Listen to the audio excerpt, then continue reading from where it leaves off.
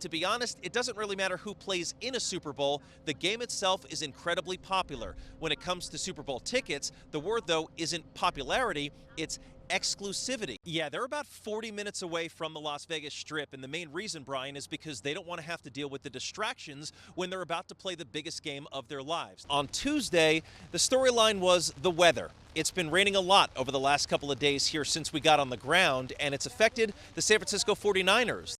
They say a picture is worth 1,000 words.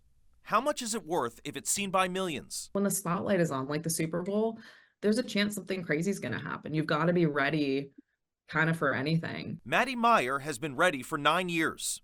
That's how long she's worked for Getty Images.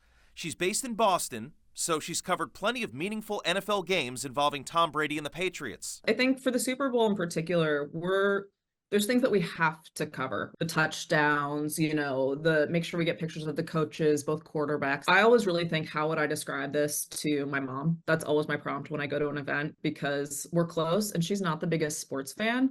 So she doesn't know. How would I describe this feeling here? Super Bowl. I think for us in the US, it's the one event that our team really comes together. Everyone's at the top of their game, as Maddie said earlier, trying to produce the best possible pictures for everyone to see. Knowing that the Super Bowl is watched by more than 100 million people each year. For Getty Images, that translates to 30 to 40,000 photos at each one. Luckily, our editors, including myself, we can go through them pretty quick, and we're sending those within 30 seconds, some of them, that game-winning play, that trophy lift. One of my favorite Super Bowl photos I took was after the 49ers lost, and one of their players is leaving as confetti is falling.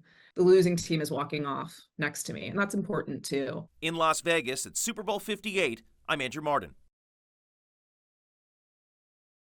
The path to becoming an NFL player. It usually starts by playing football at the youth level, then high school, then college. To become a flag football player, that path doesn't have to involve football at all. I was ranked number 8 in the nation for high jump.